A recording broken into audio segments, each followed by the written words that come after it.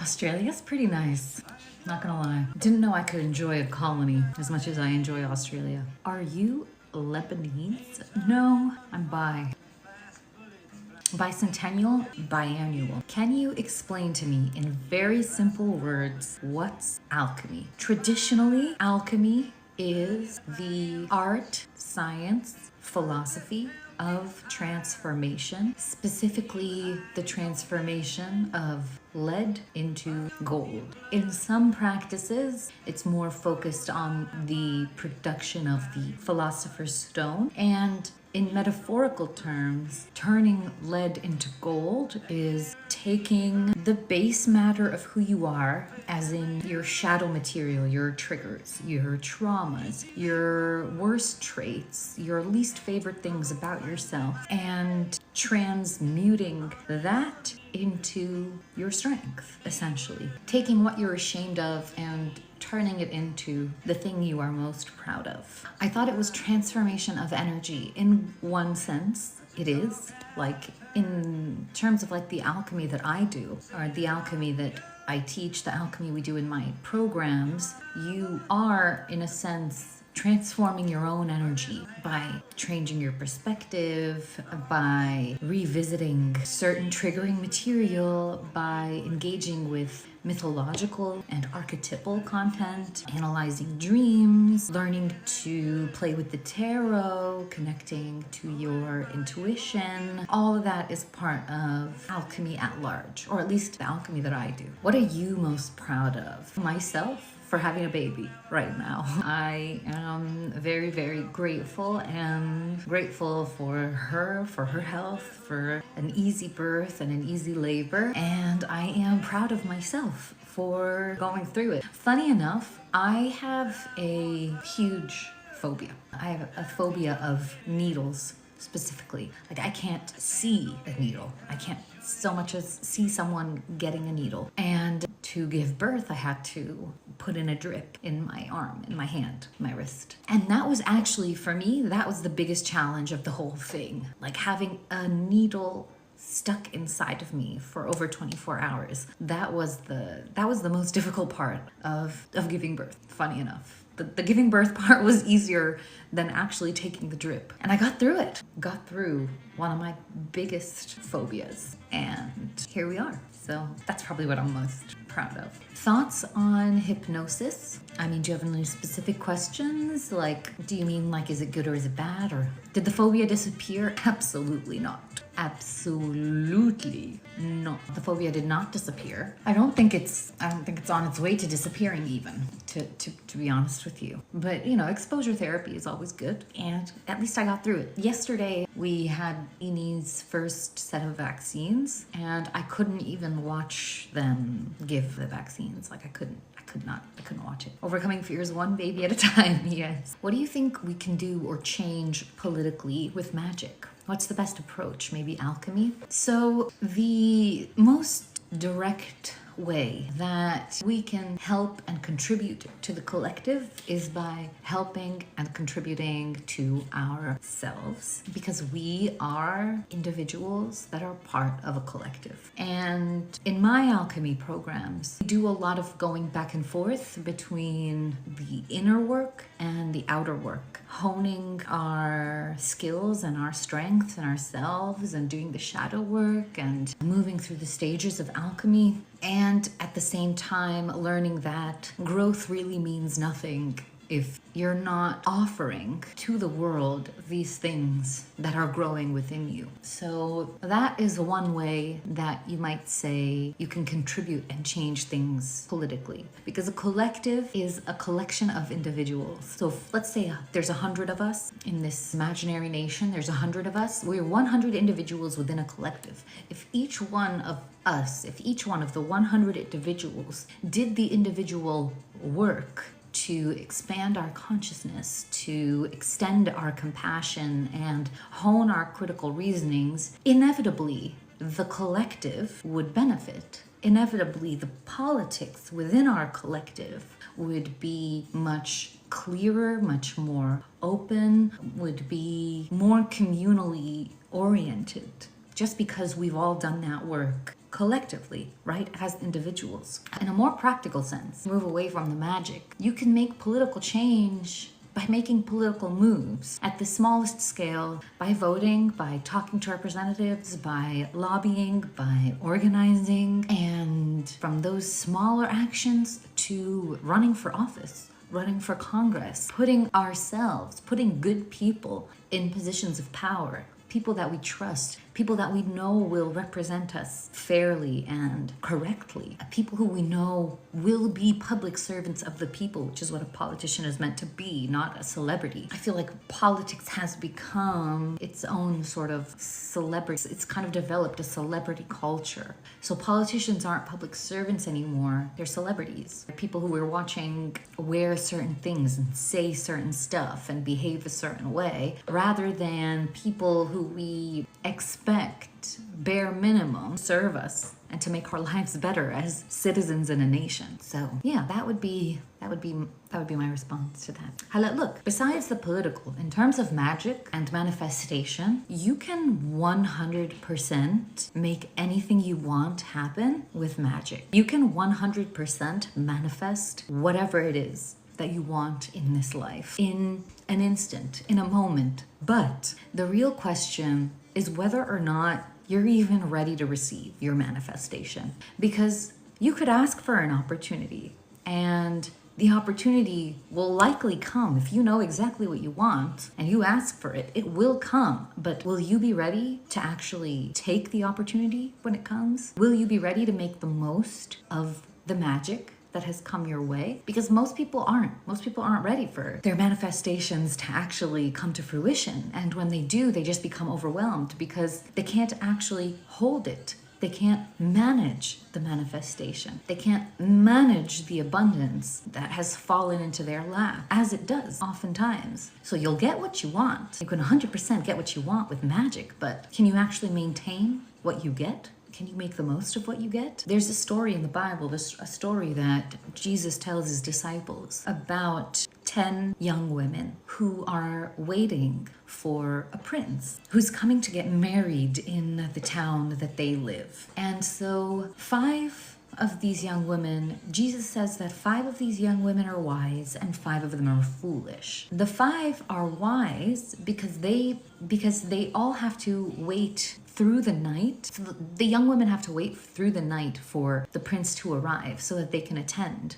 the wedding. And so 5 of the women, the wise women, brought extra oil for their lamps so that when the prince comes, they could see him and they could see the path in front of them and follow him into the church or into the temple. And the other 5 didn't bring any extra oil. So at some point after midnight, as the dawn is rising or before the dawn rises, the 5 foolish women's lamps run out of oil. And so they go to the 5 wise women and are like, hey, could we have like some of your oil? Because our oil is running out. And the other 5 girls are like, no, sorry, like we only brought enough extra for ourselves. But like you could run down to like convenience store or something. I'm sure they have oil there. So the 5 foolish women run to the store to get some oil for the lamps. But by the time that they come back, the prince has already arrived. And the 5 wise women have entered the temple with him and the doors have been closed. The wedding is already happening. And so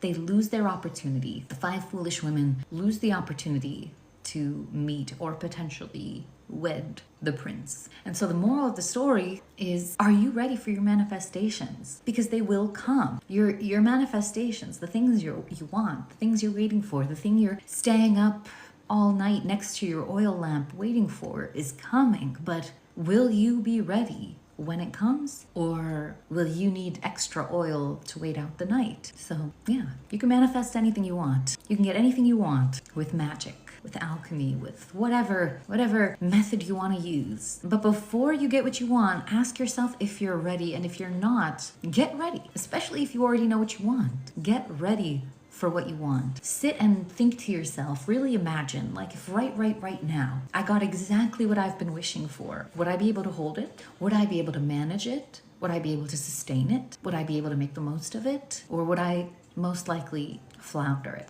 the opportunity? Thank God I don't know what I want. So it's best to manifest character and willpower? Great question. Plants and sorcery? That's a great question because in a sense, yeah. And that's why I always orient my programs, like the program I'm running now, it's oriented towards you, like building your character, working inwards and reflecting that outwards and extending yourself outwards, testing yourself, testing your skills, exploring your inner world and exploring your own boundaries with the world around you. There's only going to be you in the end, even if you attract all the money in the world and the best job or the best business and the best relationship and the best everything and everything you want. You're still going to sleep at night with your own self inside your head, inside your heart. How much can you love yourself? How gently can you deal with yourself? How kind are you to yourself when you mess up?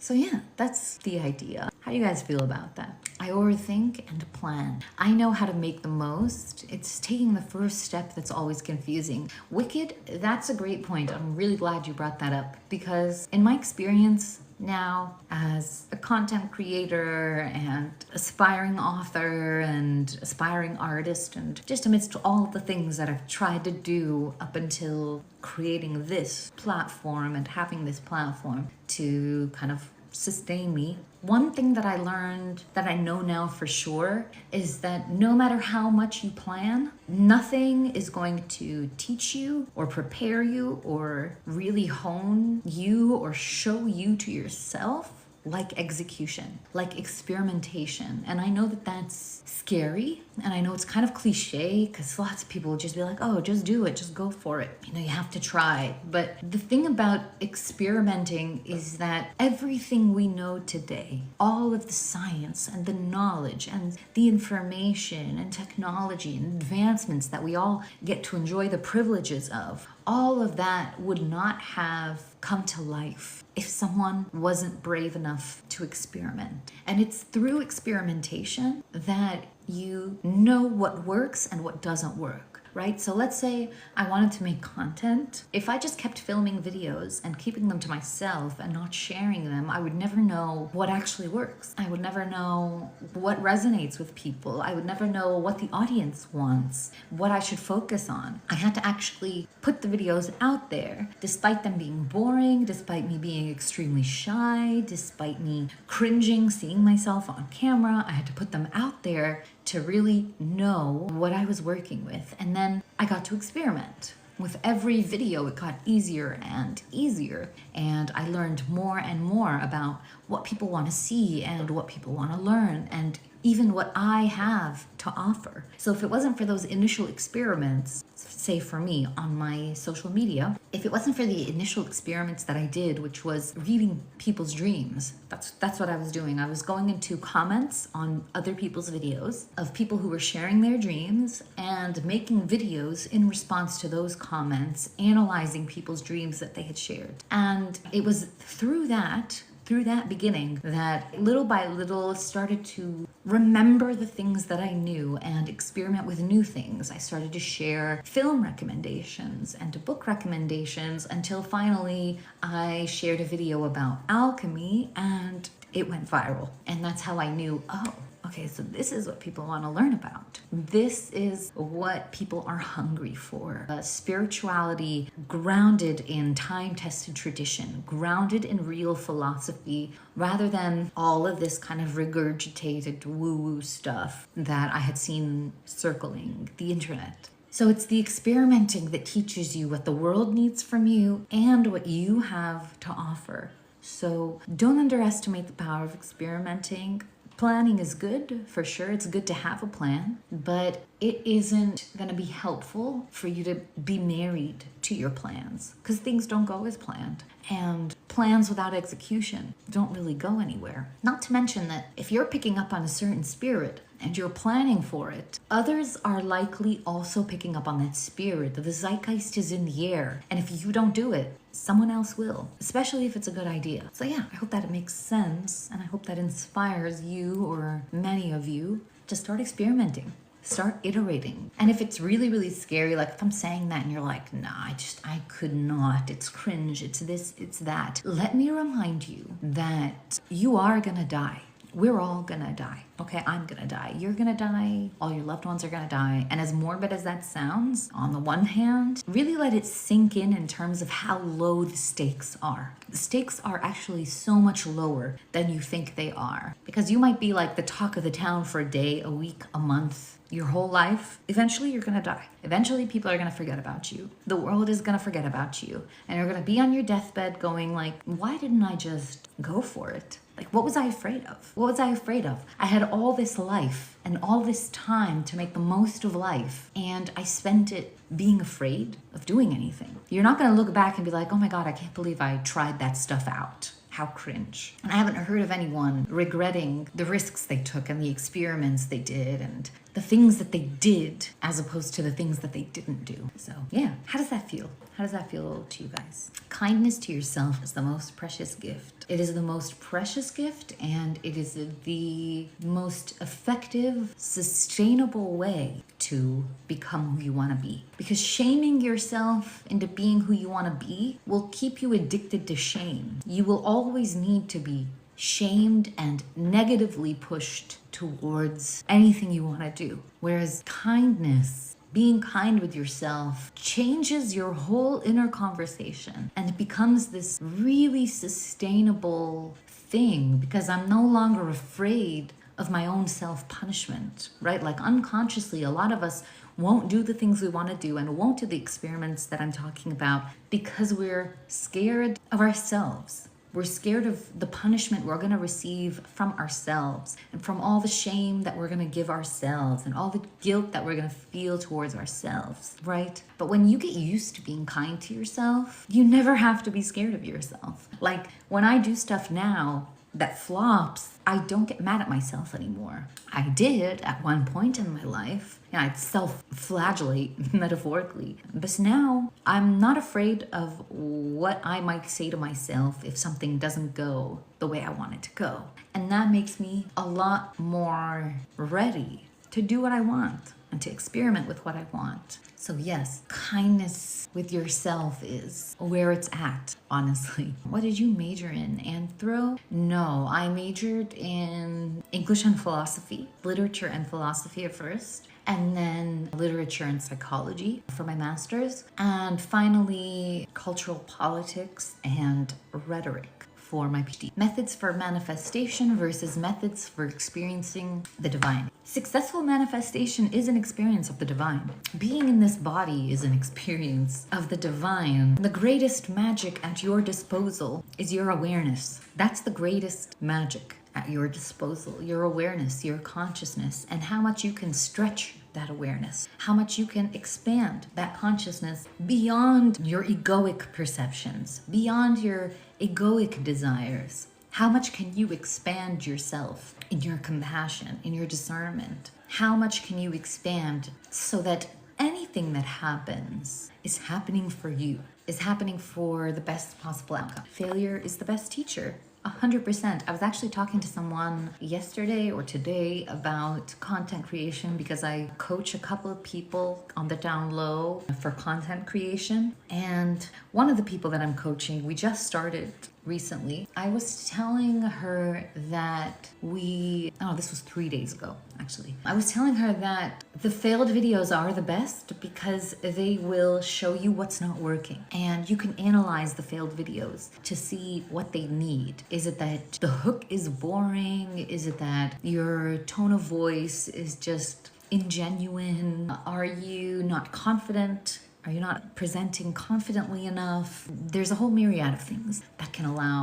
make a video flop, right? And the failed videos are the ones that teach you the most. I mean, the successful videos also teach you what's successful, but a lot of the times a viral video will go viral for reasons unknown. You know, it's not always a sure thing. But generally, you can kind of stick to a sort of structure, a template that is more or less for sure gonna do well. People make plans and God laughs. Step into a childlike state of curiosity. Also a huge part of our alchemy program. Because you can't get into that childlike state of curiosity if you don't release your judgment. Because that's probably what we as adults are the worst about. Judgment. We're so we're so buried, we have our feet kind of stuck in our convictions and our ideals and our programmings and our virtue and our morals and our principles, and a lot of the time we never like stop to examine them every so often. You know, it's good to have these things, but it's also good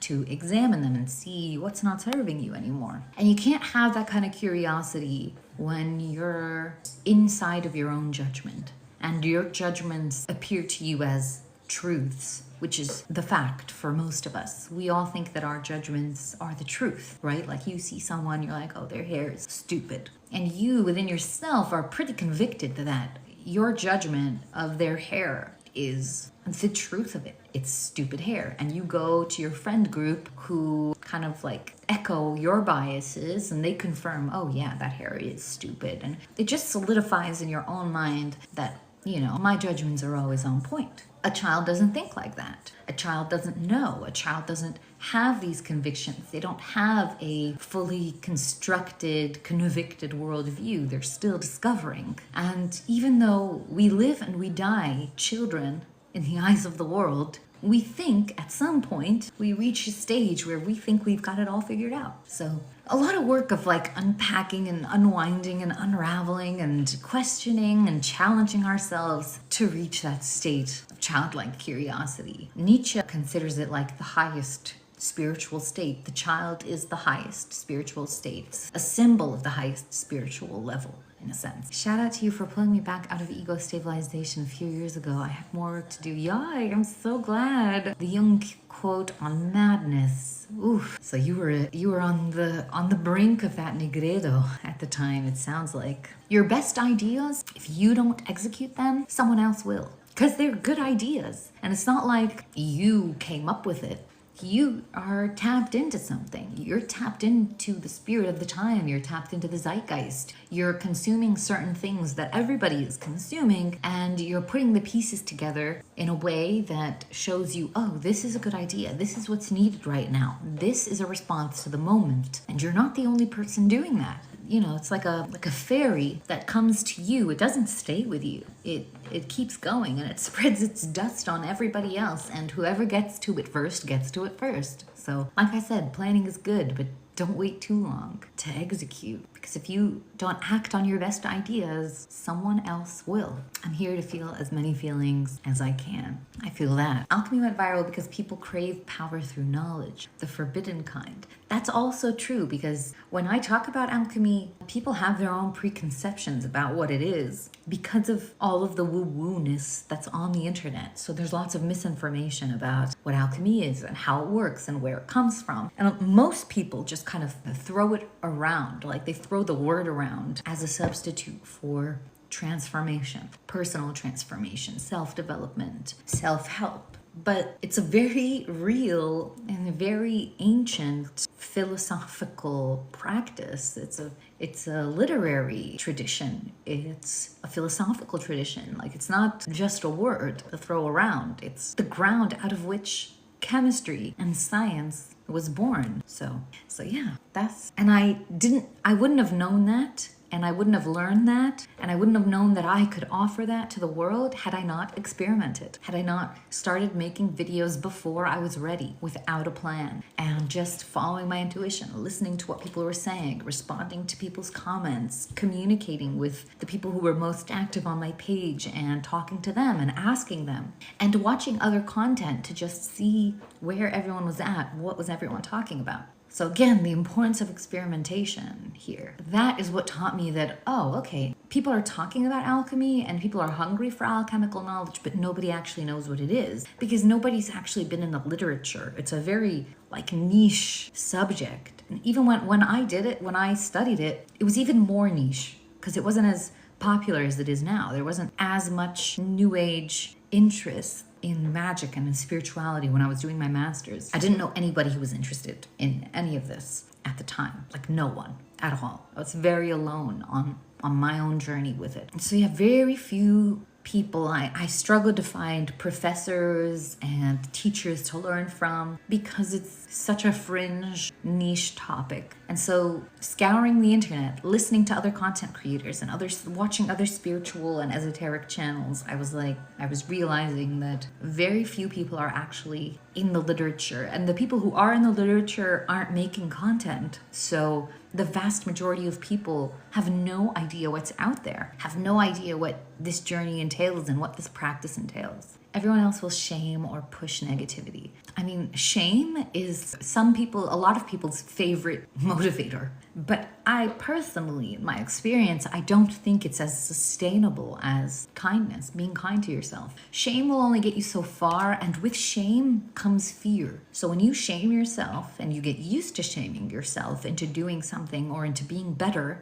whenever you fail or do less or don't do as well as you'd like, there's the fear of the shame that is coming. And it just becomes this like toxic cycle that just keeps eating itself up and growing and growing. It's not sustainable. Whereas the practice in kindness with yourself, with others, is so much more sustainable because it eliminates that inner fear of yourself. You don't need to be afraid that you're going to shame yourself because you already know that that's no longer in your nature to shame yourself. You know that if something comes up a little less or a little not as good as you would have loved it to be or liked it to be ideally, that's okay.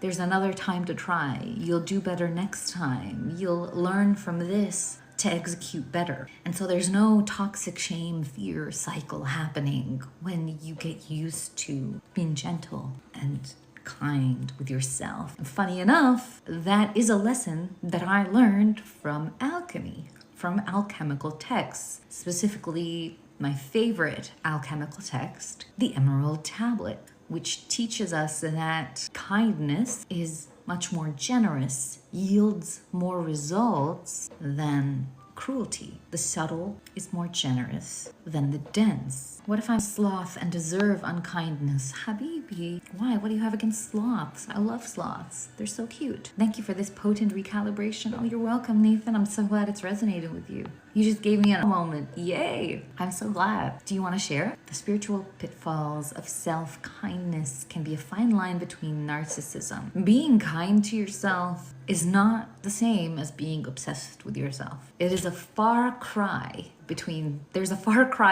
kindness and self-obsession. Being kind to yourself is not narcissistic. It's baseline humanity. Being kind to yourself is the most humanistic thing you can do for you. Because how are you going to be kind to others if you can't even be kind to yourself? How are you going to give to the world if you can't give to yourself? How are you going to be graceful with your lovers, with your parents, with your children, with your siblings, with your friends, if you can't even give yourself grace? And narcissism, self-obsession, is a whole other type of relation. A narcissist isn't kind to themselves. If anything, a narcissist low-key hates themselves and overcompensates for that hate with self-obsession. Failure is a double-edged sword. You can learn from it or become a victim of it. 100% Mad March. And you can raise the likelihood that you learn from it when you're kinder to yourself in general. And you raise the possibility of becoming a victim of your failures when you are a person who shames themselves in general, right?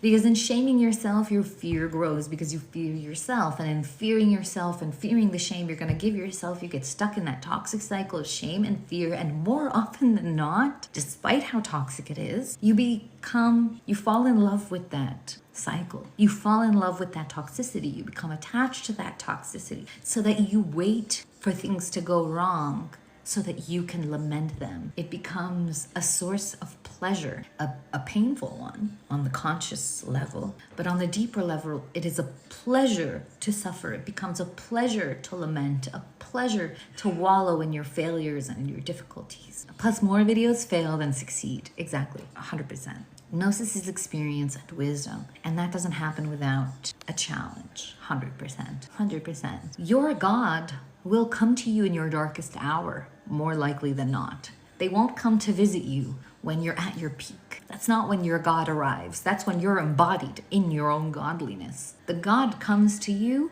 when you're at the lowest point, when you're in your darkest hour, and you really ask for a sign, you ask for help. That's when the God shows up. How can I learn to be kind to myself when all I knew is self-criticism and sabotage? Mireille, that is a fantastic question, and you're not going to believe me when I tell you how simple the answer is. How can you learn to be kind to yourself when all you've ever known is self-criticism and sabotage? You take it day by day, minute by minute. You stop and you observe. You make it a point to say to yourself, all right, here's what I'm gonna do. I'm gonna wait for the next self-criticism, the next self-sabotage, the next shameful thing that I have to say to myself. I'm gonna wait for it. And when it comes, I'm gonna work it out. Instead of receiving it unconsciously and without question and uncritically, the way that I usually do, this time I'm gonna be critical about it.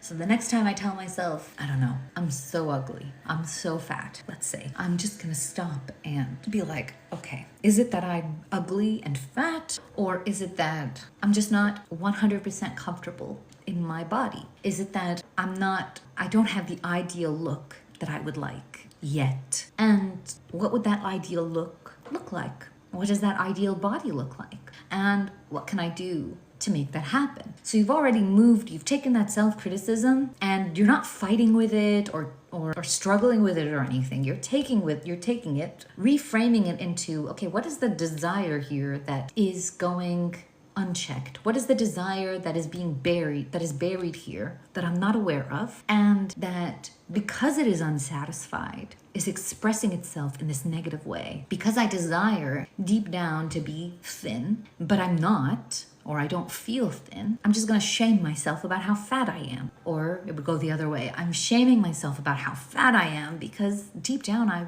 want to be thin, but I just don't quite have the courage to take accountability or take responsibility and say, you know what, since I want to be thin and I don't have my ideal body, then why don't I just work towards it? Why don't I just take it day by day and work towards it? And then you start working towards it, and because you're already in this pattern, you're gonna have like the next day you're gonna eat something. I'm just gonna continue with this fat metaphor, this fatness example. The next day you eat something and you're like, oh my God, I can't believe I ate that. I'm so fat. I'm so bad at this. I promised myself that I was gonna do this, and you stop and you're like, okay, I'm in a cycle. I'm deep in this cycle. Like, I've been in this for a few years in this cycle. So it's gonna be a minute before I can actually like have this massive change. Baby steps. So since I ate this thing now, how about I compensate by eating something a little healthier for my next meal? Or maybe fasting for the next 16 hours. It's okay that I did this. I just know that I can do better tomorrow. And I will do better tomorrow. And then tomorrow will come around and maybe the same thing will happen. And again, you've got to forgive yourself. And again, be like, all right, it's okay. I can compensate this way and I can do better tomorrow. And little by little, day by day, situation by situation, is how you reprogram yourself into this new way of communing with yourself. Because it's not just going to happen overnight. You're not going to take a magic pill and suddenly be really nice to yourself. You're literally rewiring a whole way of being, a way of being that you've been so used to and that is so ingrained in you and that you're so deeply invested in. So it's going to take a minute. So it's okay. Just let it take a minute. Just have the patience and I want to say accountability, and have the patience and not accountability, have the patience and respect yourself enough to do something about it, essentially. Because if you were to promise someone that you were going to meet them at 2 o'clock, you would meet them at 2 o'clock, right? You would 100% like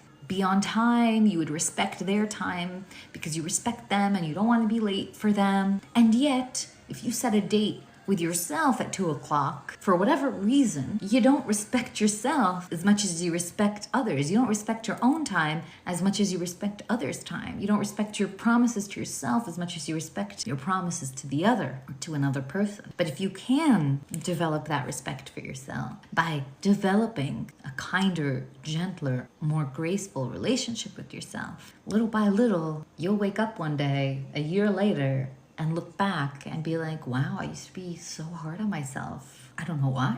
I don't know who that was. I'm glad that I grew out of that, because wow, that would not have been sustainable. Does that make sense, Mireille? Does that help? What do you think about Newton with alchemy? I think it's really cool that one of the most famous scientists of all time was an alchemist. So we stopped the question because we already believe we have the answer. Fantastic way of describing that implicit judgment that we have as adults. Be able to imagine Sisyphus as a happy person, right? Albert Camus, right? That we must imagine Sisyphus happy. I like those words you said. You're welcome. Feel free to use them yourself. Hey, how many languages do you speak? Too many to count, honestly. Systemic dynamics. Oh, emotion and systemic dynamics. Like noticing pattern shifts and meeting while they're still forming. Do you see yourself as a kind of keeper of the liminal space? Like a kind of psychopath, like Persephone or Hermes, and then boom, down you go. I love your eloquence. Any tips on speaking without hesitation and with confidence? So many. Lots of tips.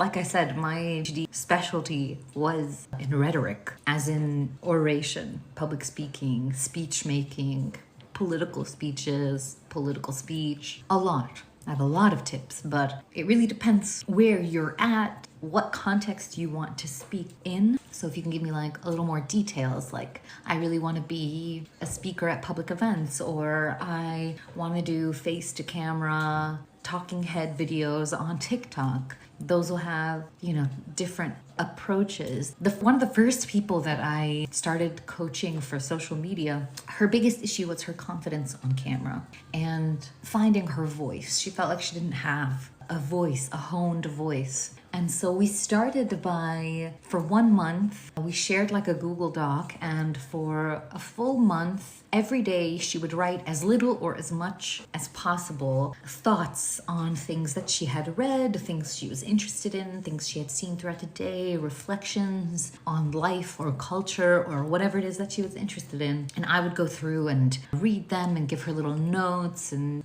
say like, oh, this is really interesting. This could be a video, that could be a video, this could be framed differently, until naturally, via the writing, she started to find more of her voice, and we moved from writing to making videos. So she would make a video, upload it to our Google Doc. I would be able to see it, or to our Google Drive, and then I would be able to see it and give her notes of like, okay, this could be said slower, this could be said faster, this could be said with a little more confidence. You drop your shoulders here, chest up, I don't know, whatever it is. Long answer. That was a long answer. Short answer, it depends on where you are. If you want to give me a little more details, maybe I can give you some quick tips that you might be able to work with. Last time I saw you, you were expecting, is the baby here yet? She is here. She's half asleep now. She'll probably be up soon. Oh my God, you can hear my accent? Because I do a lot of work to get rid of my Lebanese accent. Because if I was speaking naturally, I would probably be like this. I would probably be emphasizing some of the consonants more. And when I'm going off, like if I'm going off and I'm really comfortable with someone that I'm really comfortable with, that's when the accent will really come out. But I'm surprised that you were able to pick up on that. This is pre-recorded, he said. Is it? It is, actually, and I predetermined that you were gonna say that it's pre-recorded, and that's why I'm saying that. Definitely not because I'm here in real time. No. How do you feel as a new mother, and how much do you miss sleeping? Great question. I feel amazing. As a new mother, I feel like more of myself than I ever have in my life. I feel like I've expanded in every way possible. And I'm so lucky that my mom is here helping me. And she actually took most of the night shifts in the first 2 months of baby's life. So I actually had a lot of sleep. I got all the time to sleep and to recover and to keep my beautiful skin and sanity and relationship. So yeah, I'm not suffering from a lack of sleep. I've had amazing support for this whole time. It can be very dangerous. It can. The whole world of esotericism and occultism is very dangerous for people who are reading into it without any guidance, without anyone to tell them what's right and what's wrong, in a sense, and without having the honed discernment of what to believe, because a lot of the writing in this space is very authoritative, and a lot of it claims to be divinely ordained or to be a channeling of some divine spirit or divine being, and people end up getting lost in a lot of BS. That's another thing that we address in my programs, because I'm really passionate about that as well. That was a big part of why I started talking about alchemy in this account. Because like I was telling you guys, there was just so much BS, woo-woo, spiritual stuff online. And all of it was just stuff people were making up, which is fine. You can make stuff up and have a good time. But like, to be making stuff up and having people believe that it's some kind of ancient knowledge, that's a problem. At least it's a problem to me. It doesn't feel right to me. And because I had the actual knowledge, it felt like, all right, this is how I contribute to this space, to keep people from getting lost in all this woo-woo or reading some esoteric text by Eliphas Levi and thinking that this is the ultimate divine truth or something. And still, there's still a lot of that out there, but you do what you can. So, would you consider consciousness as the golden light? Yes, 100%, yes. Did you major in English Lit? Yes. And I studied alchemy as a literary tradition. I studied the literary history, the lineage of literature left by alchemy. This is something, like I said, this is an ancient practice. People have been practicing alchemy for thousands of years, and what we have left of it is literature. We have the writings, we have the texts, ancient to modern. So yeah, I studied alchemy within the realm of alchemy as a literary tradition. Why are there bots in here? Honestly, I don't know. Someone keeps saying she's not even in here. This is pre-recorded. I don't really know how to respond to that.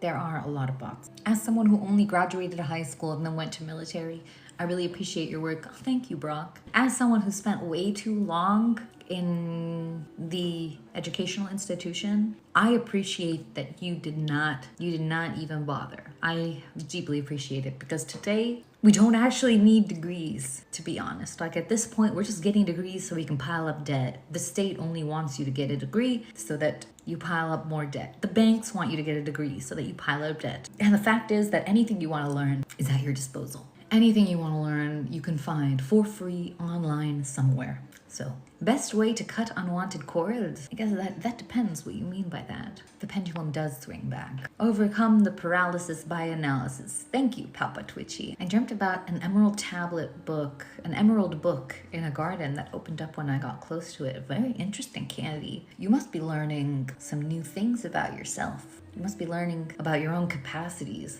that you're capable of more than you thought. Do you think consistent kindness to oneself is practical? It is the most practical. It's the most practical. There's no reason for you not to be kind with yourself. There is absolutely no reason for you to be self-flagellating. There just isn't. The world is already going to punish you. Life is going to punish you. Life is going to punish you. Life is going to knock you around. I don't understand why you think that you need to also add to that. Let life knock you around. Let yourself be a safe space for yourself. What is impractical about being your own safe space? You're having a girl, aren't you? I had a girl. I did. Hey, Katie. We miss you. What do you think of Marx? What do I think of Marx? Can you clarify? Can you specify the question? Obviously, I think he was smart. Free us all, Habibi. Free us all. Inshallah. Can you control your dreams? Lucid dream? Not always. Hecate has shown up randomly throughout my life, starting with my neighbor's dog as a child. Oh, have you done any work with her? Oh, there it is. I'm not entirely sure how to work with Hecate, but I'm finally listening to her. Have you done any research about her? Have you read the original texts that she appears in? Do you know the lore? That's the most important question I have for you. Do you know her lore? Her original lore? Not this new age stuff. The original, I'm talking Herodotus era lore. The things that Hesiod wrote about her, as in the ancient Greeks. With her manifestations across cultures. What her name is in ancient Rome and what her name was in ancient Egypt. I have no doubt that we must have awareness of dark entities, especially if you're on the right path. Oh, sure, definitely. The dark entities of your own mind, you mean? I did so little that I feel guilty and habibi, undeserving. Don't. I hereby release you from your guilt and undeservedness, and I give you permission to pursue whatever you want and be kind to yourself. Does that help? Are you in the States? I am not. I'm actually not allowed into the States, but I will be later this year. My ban will be ending in 2026. Undeserving to have a life. I'm still rumbling in my place. I hereby give you permission to go forth, to go to yourself, as the Lord told Abraham. Go for yourself. Is hate free energy? All emotion is free energy, babe. All emotion. What's your favorite dish to make or have made for you? Great question. It's kibinaye. It is a kind of raw meat pate with burghul that you eat with pita bread and olive oil and onions, specifically red onions for the best taste, and it's fantastic and it is my favorite. Twitchy Witch Jr. She's better. She's better than me. I thought you were from California. I love California. And I know we're all like up in arms about the US and fuck the US and all of that, but let's be real. I mean, they're occupying one of the most beautiful pieces of land on the planet. The best weather, great earth for just great soil, like good red soil like Lebanon, but better weather even than Lebanon. So yeah, would have loved to be from California. That would have made everything much easier for me. Single parents are different. Oh yeah, this would be a whole other experience if I didn't have my mother here to support me. Since birth, have your dreams come back or do you still not dream?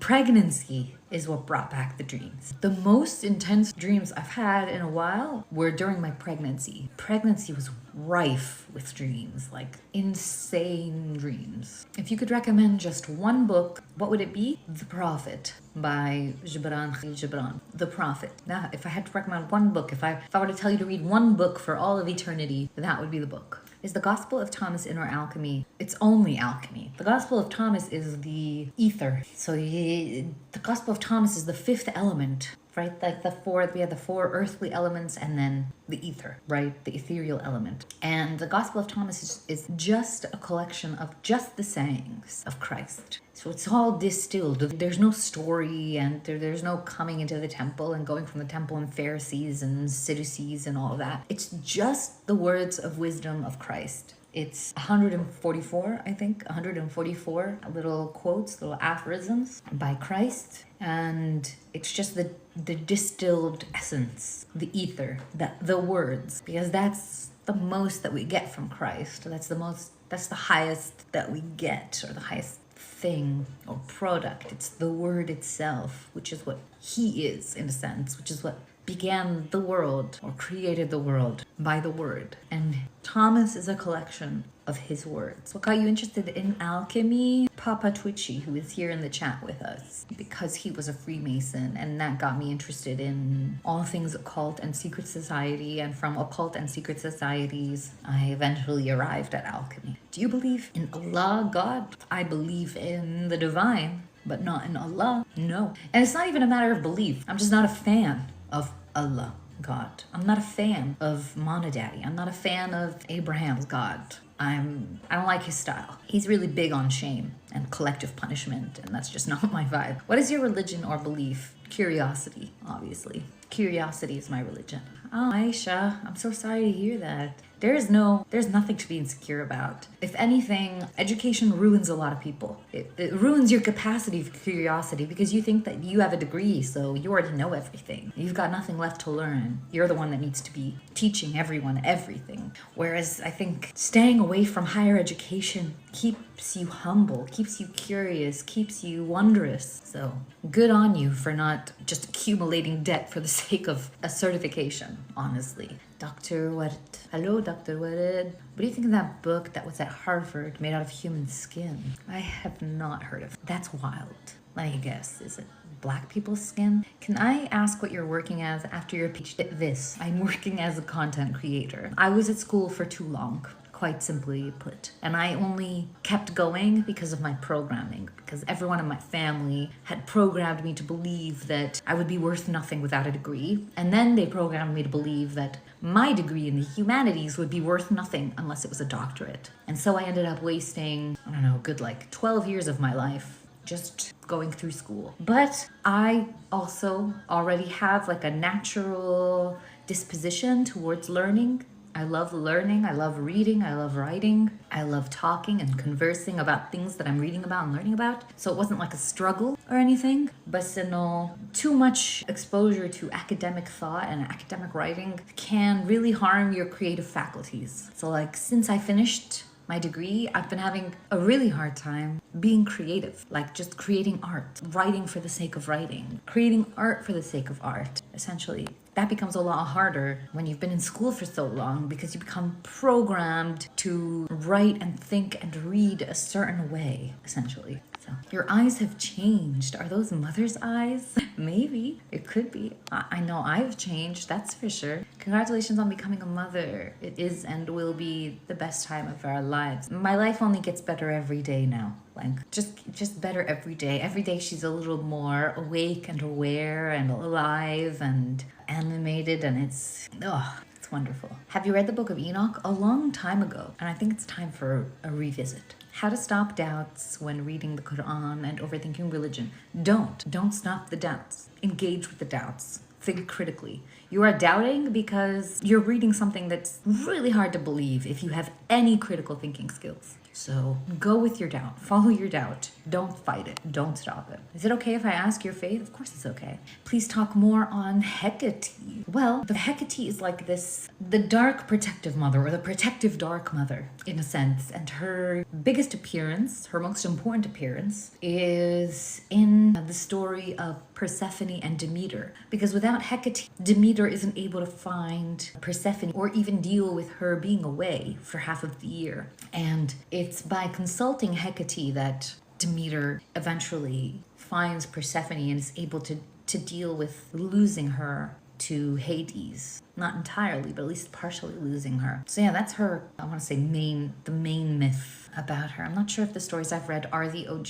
The source readings are not hard to find. All you have to do is go to the Hecate Wikipedia page. Wikipedia will tell you in which, like, where her earliest mentions are and where the discussion of her originates. And then all you have to do is go to a new tab and put in Herodotus Theogony, let's say, if that's where she appears. Hesiod Theogony PDF. Download the PDF and read it, because all of that ancient Greek work that we have available has been translated into English. We have all of the resources, the original Greek resources, we have them all in English, modern English translations. And so it's not hard to find. Go to her Wikipedia page, search Wikipedia, go to the Wikipedia page, see history, origins, and see where it says she appears. Take the name of where she appears, put it in a new search bar with PDF after it, and there you go. That is the source lore. It's a lot easier than it seems to find these things. I'm writing my master's thesis, and I struggle with motivation, so I have to shame myself to work. Habibi, any tips? It goes back to your nature. Can you gently and gracefully nudge yourself to work instead of shaming yourself to work? Can you reward yourself for little milestones? I used to do that when I was doing my PhD thesis because it was really hard, especially towards the end. It was really hard to finish my PhD. So I started making little milestones and rewarding myself for reaching them with little things. Like if I write 2 pages today, I'm gonna let myself smoke some pot, for example, right? Like it depends what it is that you like, what a reward is to you. And let yourself have little rewards for little milestones, and then you'll get there 2 pages at a time or 1 page at a time. That's how I got there. Where did you go to university? First in Baramant in Lebanon, and then in Waterloo in Canada. And someone just said it's minus 20 degrees in Waterloo.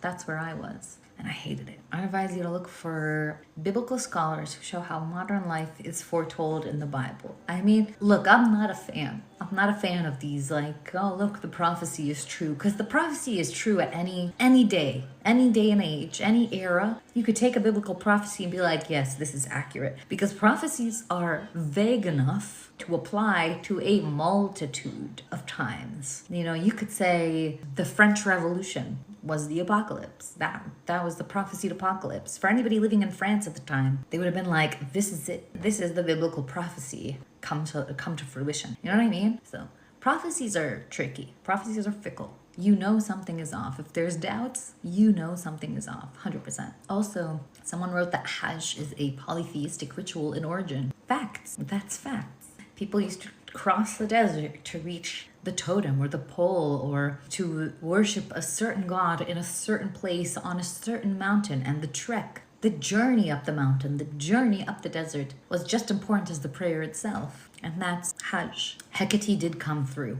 helping to meet her. She did. Yep. And that's her main thing. Have you ever taught? Yes, a lot. I've taught school, like high school students, elementary school students, and college students. So I've taught writing, some philosophy, writing for civil engineers, creative writing, poetry writing, workshops, you name it. I am not Muslim and I don't believe in God. I'm trying to find Arabic ancient magic practices that are pre-Abrahamic religions. So pre-Abrahamic Arab world is known as the Jahiliyyah, the age of ignorance. And this was when people did not read or write, when Arabic was solely a spoken language. So you're not going to find pre-Abrahamic, or you're going to find some, but you're going to find some texts, some pieces of writing, but you're not going to find any extensive magical tomes or scrolls or anything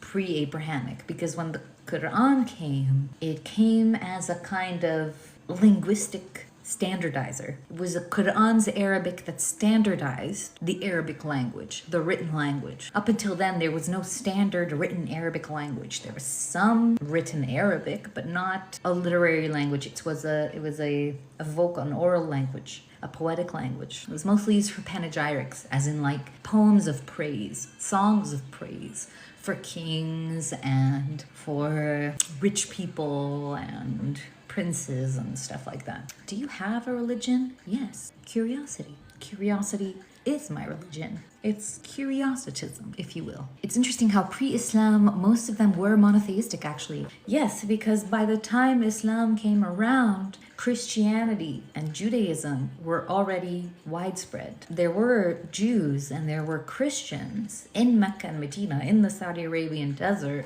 when Islam came around. And really, historically, you want to think of Islam as a revolution within Christianity rather than something of its own. So Islam was building on and correcting the popular Christianity that had reached the Arabic Peninsula at the time. What kind of books do you like to write? I wanted to write fiction. I wanted to write stories. But like I said, academia kind of ruined my creative faculties, and I still haven't recovered from it. Like I can barely express myself without sounding like just nauseating. Way too many chocolate covered espresso beans. Why? It wasn't yet written. The language is still engraved in Yemen. Like I said, you will find some Arabic writing, but it wasn't a standardized written language yet. In the same way that like English, Old English, wasn't standardized until Shakespeare. A big thing that Shakespeare's plays did was standardize the English language. And it was around Shakespeare's time that there actually became like a scholastic sort of source of like, this is how something is correctly written. Before that, you kind of just wrote words the way that you sounded them out, or the way that most people wrote them. There wasn't this standardized written language. The Quran is telling us there was Muslims before Muhammad. Of course it's going to tell you that. The same way the Bible says that God knew that Pharaoh was going to disagree with Moses before Moses disagreed. It's like, it's this tautological argument of like, it's true because I said so. And I said so because it's true. Because whatever I say is the truth, and therefore it's true. It's something that justifies itself within itself, which, you know, in scientific terms is a rhetorical fallacy, meaning that it's rhetorically unsound. It's an unsound argument. If I were to tell you something right now, like the sky is green, actually. You see it as blue, but it's green. And you'd be like, what's the source? How do you know that? Like, by what authority do you say that the sky is green and not blue? And then I would say, well, because I have this innate power to see the true color of things. And therefore, because I said that it's green, it's green. You know what I'm saying? So if I'm going to prove the eternity of God, you know, the Muslim God, if I'm going to prove the eternity of Allah, I'm not going to say, well, Allah was born out of Christianity and we just decided that Christianity is this wayward Judaism and we need to fix it. I'm not going to say that. If I want you to believe in me and I want you to believe in my God, I'm going to say my God knew way before Judaism was born, way before Muhammad, way before Judaism, way before all of these. I was the one who came to Abraham. I made Abraham. Abraham was with me when I made him in the very beginning of time when I made the whole world. Duh. Like, of course I'm going to say that. I'm trying to convince you that this God is eternal. I'm not going to say, hey, he was born in the desert with Muhammad because he felt like there was a lot wrong with Christianity. Of course not. There were so many languages. And there is a transition language between Aramaic and Arabic and Hebrew. All of these were kind of existing together, these languages. The biggest thing that Arab fell into, who he dealt with Quran as a poem. The Quran is a poem, bro. It's an epic poem. The Quran refers to itself as the poem of all poems. Like, the Quran literally says that, like, you know that God wrote this because these bars are unmatched. So, like, the Quran says the bars are, like, my bars are unmatched. And that's how you know that I was written by God. I am a cat. Rub me the wrong way and find out. How did you get your MA in your field? I want to do the same. Go through the literature department and specialize in alchemical literature. Alchemy is a literary tradition that you can specialize in via a literary route. Islam started with Noah and finished with Muhammad. What about Adam? Wasn't Adam supposed to also be a Muslim? How did we even appear? Who created us? Were we just like an accident in the universe? Great question, Javi, for which I have no answer, but to which I will ask, if you knew the answer, what would it change? What in your life would change if you knew how we got here? Like, would you stop going to your job? Would you stop paying taxes? Would you stop eating? Would you stop making love? Would you, I don't know, would you give up all the things you love and desire? What difference would it make in your life if you knew? The definition of Muslim in the Quran, Muslim is he who submits, because Islam means submission. So to be Muslim means to be one who submits, who has submitted to God, specifically to Allah. The Quran never mentioned other religions. The Quran doesn't have to mention other religions because the Quran mentions the Bible, and the Quran gets its cues from the Bible, and it references the Bible, and it tells you to go back to the Bible in case there's something you think you're missing. Even though the Bible is corrupt, it is the Bible and the biblical stories that the Quran is building on. It's the biblical prophets that the Quran harkens back to. And the God of the Bible and the God of those prophets does mention other religions. And he does mention other gods, specifically the gods that he is jealous of. We are not breastfeeding in this house. We are 100% bottle fed, formula fed. She loves her formula. Humans do create their own sicknesses. We do. As Jesus says, it isn't what you consume that makes you rot inside. It's the things that come out of your mouth that ruin you. It's the things that you allow yourself to say. That's what ruins you. That's what corrupts you. Not the things you put in your mouth, but the things that you let come out of your mouth. Those are the things that corrupt you. How would the Prophet Muhammad know about past religions if he was illiterate? Teachers, Hayat. Not everyone around him was illiterate. There were Christians and Jews where Muhammad was, and he had a lot of teachers, and we have it on record that a number of his teachers were Christians, and specifically Christian priests. And it was a Christian priest who was the first to say that he was a prophet. It was a Christian priest, the cousin of Muhammad's first wife, I believe, who told him that he would be a prophet, and she or he, they were a Christian authority. So how is it a poem? Have you read it? Have you read it? What do you mean, how is it a poem? It's everything that makes a poem a poem. It's what makes it easy to memorize. The fact that it is a poem song. Are you agnostic? Probably the closest way to describe myself. Hence curiosity. I'm a curiositist. I'm curious. That's what I am. I'm trying to learn Hebrew. Any tips? I use Duolingo. I've been learning Hebrew on Duolingo for a while. So that would be my only advice. Or like immerse yourself with Hebrew speakers. Because it's always better if you have someone to talk to, and if you can hear the language being spoken by others. That'll help a lot. What jobs would you find with your studies? Teaching, lecturing at universities. I mean, I have a doctorate, so technically I'm a professor, a university professor. Or this. This is what I'm doing now. I'm doing this full time. I heard chat had a section bought by Israel to promote Christianity. Probably. Nothing is beyond the Zionist state. Nothing. Don't put anything past them. Are you a theologian? No, ma'am. No, ma'am. I'm just your average philosopher with a deep interest in religion.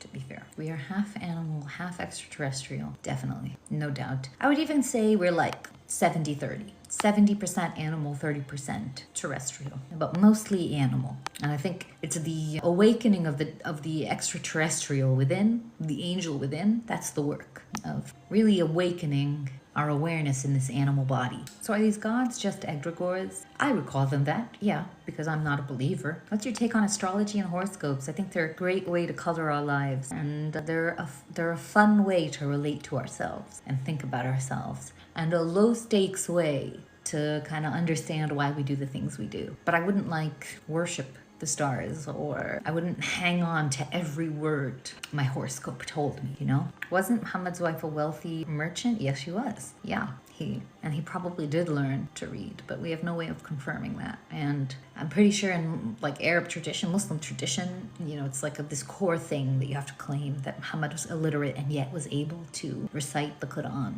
So we're kind of not allowed to touch that. And I'm not trying to offend anybody here. So let's just leave it at that. He was illiterate. As far as we know, he was illiterate. I honestly really like the adversary in Job. They made good points. I love Job. Job is one of my favorite books in the whole Bible.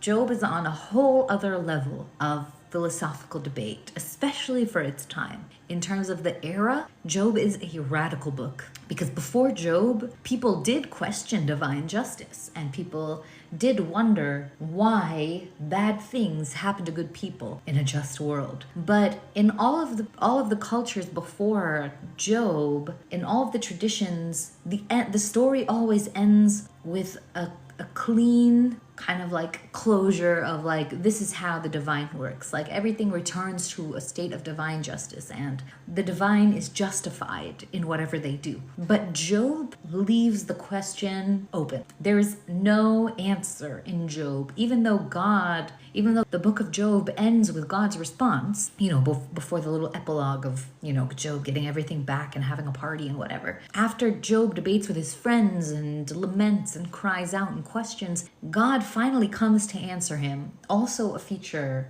that we don't see in other stories of the time. Mortals don't actually get to talk to the divine. They don't get to question the divine directly, and the divine doesn't directly speak to them. So Job gets a response directly from the divine, but the response doesn't actually give us any closure or any explanation. The response is actually just this very narcissistic, who are you to ask me what justice is? Like, who are you to ask? God basically comes down at Job like, you tiny worm dust of a being, you grain of sand who knows nothing. Like the God's response opens with like, who is it that darkens my counsel with a lack of insight? He literally just, he just disses Job. He just spends 2 or 3 whole chapters overwhelming Job with questions about the mysteries of the universe. Questions that he knows Job cannot answer. And just a lot of suggestive, leading, narcissistic questions. Like the first thing he asks is,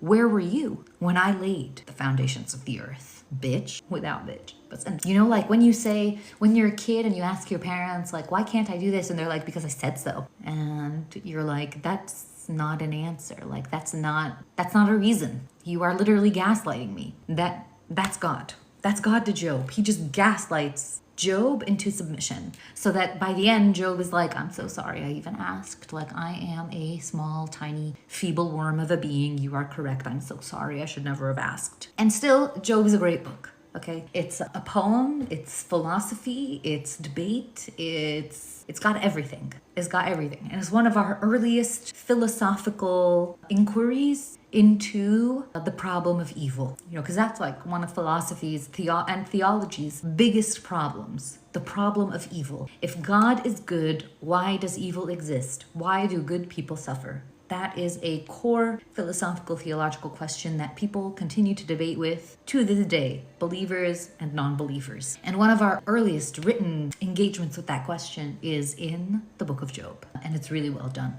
despite the gaslighting. despite God gaslighting Job into submission, into feeling like he isn't even worthy of asking the questions. So like the first thing, honestly, the first thing he says is like, you don't know anything. Like you have no insight and you're really just like murking up, you're clouding up my counsel with your lack of insight, you dumbass. So not very nice on God's part, if you ask me, but thank you for bringing up Job. I love Job. Curiosity enriched the cat. It really did. What religion are you curious about? All religion. All religion. I'm very, very curious about why we believe the things we do. I am still in Australia and I do plan to go to the US at some point when I'm allowed into the US. I definitely want to go because so many of you live there. Before we continue, beautiful people, let's take a moment to appreciate our sponsors from day one. They've been with me. They have supported me before I even, blew up on TikTok. They've always been there for me. And that sponsor is water. And you can find water at any clear water spring near you. Are you dating anyone?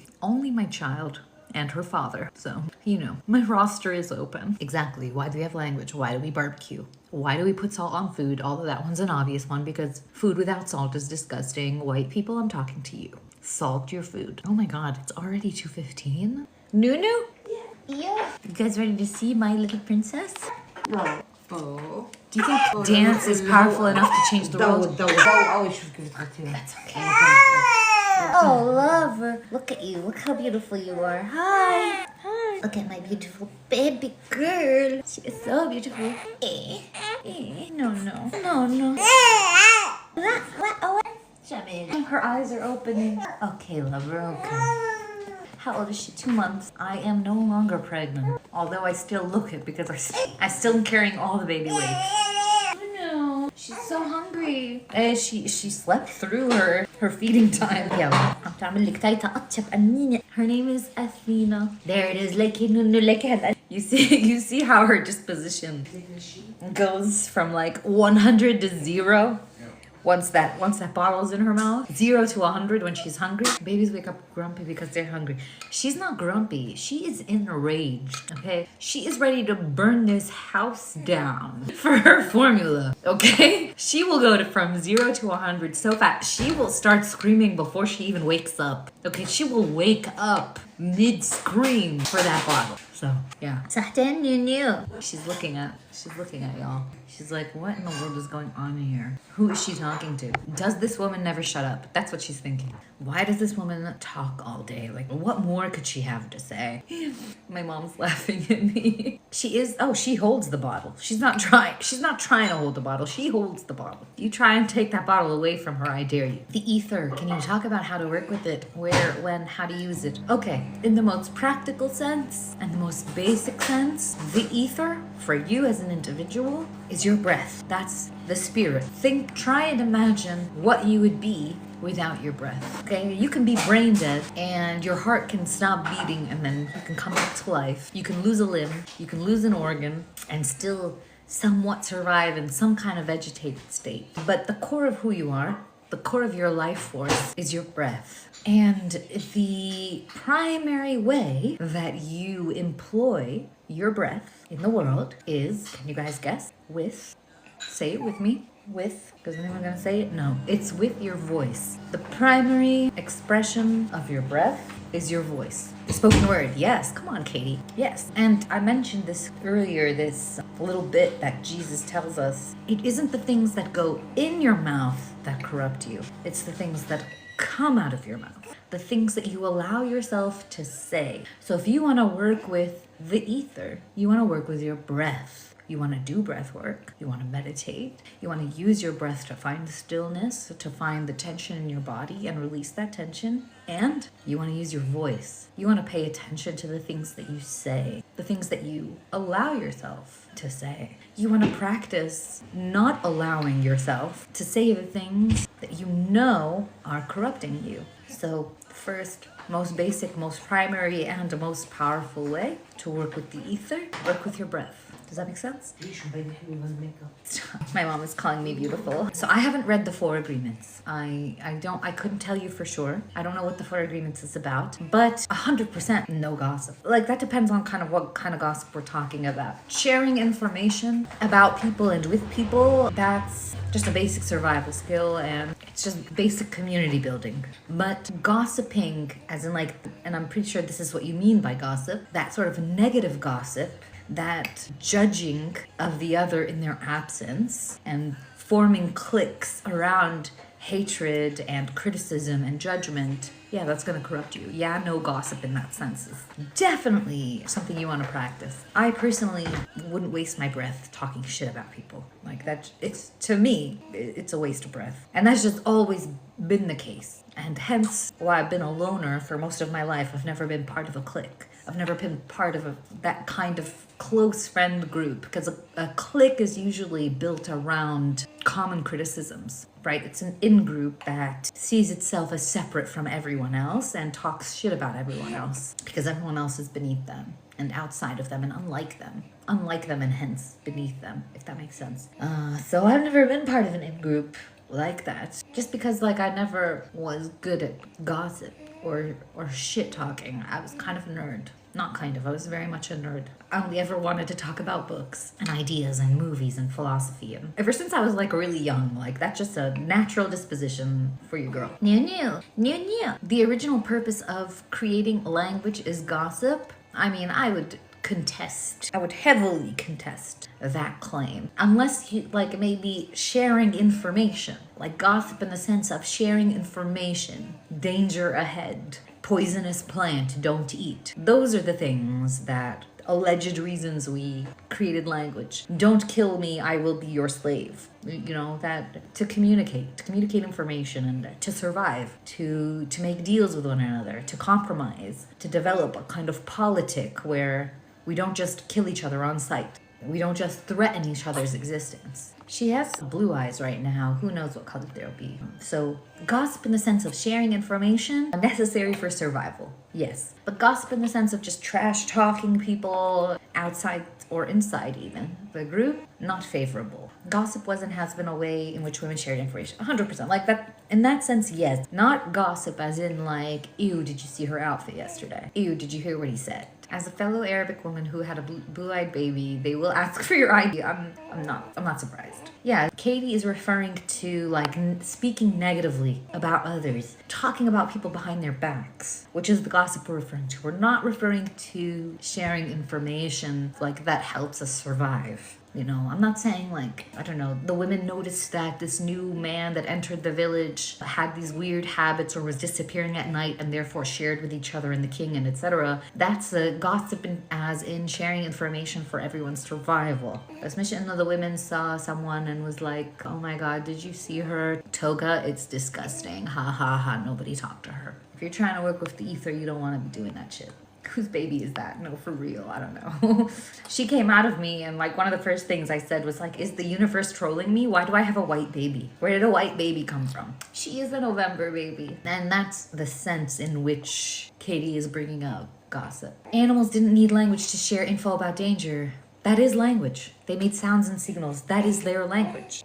Literally sharing information. And our language began as signs and signals. Our language is signs and signals. We just perceive it as more sophisticated than the signs and signals of other animals because it's our language. Philip said, if anything, baby said mama and papa before we said apple. You know, there's this interesting legend. I can't remember where I read about it. Maybe in one of Jung's books about it's like a mythology, a little mythological story or legendary story. So some kernel of truth in it. But apparently a pharaoh or a king inherited these two babies or adopted these two babies, and he put them in a room alone and it told all of the servants who would bring them food every day that they weren't allowed to speak to them. No one was allowed to speak to the children so that he could see if they would develop language, if they would speak, and if they did speak, what they would say. And so time goes by until one of the children says their first word, and the first word isn't mama or papa or nurse or servant. The first word was some variation of the word bread, as in food. That was the first. The idea behind that is that kind of our first urge is towards our gut, right? We begin as a gut, and that first instinct moves that survival, the need for survival within that instinct moves us towards the expression of I need to eat, I need food, bread. Yeah, animals do have their own species, of course. I unfortunately love a good shit talk session. You should chill with my mom. My mom and her friends also professional shit talkers. The lack of pigmentation, it was hilarious. I swear to God, the universe is trolling. The universe is trolling me. Like, thank you, Ashley. If she was born in the winter, the sun has... She was born in the summer. November in Australia is summer, so she's technically a summer baby. If she's gonna get whiter than this in the winter, I don't know what I'm gonna do. We are farting. Big farts. We are making big farts. There is a woman who was actually deaf and dumb, living in a very small village in a very remote part of Africa that linguists visited some 20 or 30 years ago. And it turns out that even in isolation, not being able to hear, not being able to speak, she had developed a sign language. She had a sign language. She had a language. So there is a natural disposition that we have towards communicating. So this woman was isolated, as Abud is proposing, isolated and didn't even have the faculties to speak or hear anyone else speak, and she still developed her own language, her own system of signs. Would not mama be the source of food and papa protection? I mean, not if you're formula fed. Not for this baby. I'm not a food machine for this one. For this one, I'm an entertainer. Okay, I put her down and I dance for her. She is a Scorpio. Guys, say hello to my mom. My mom is currently my hero. She has helped me maintain my sanity and helped me take care of this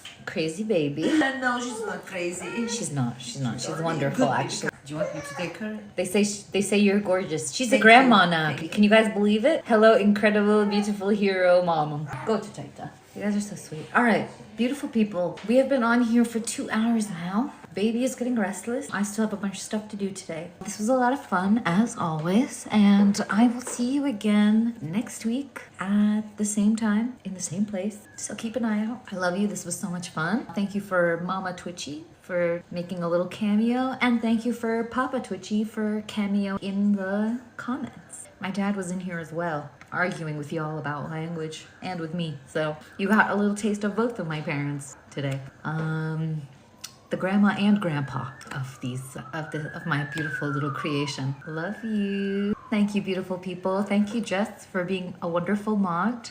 Sending you all the love in the world, and I'll see you soon.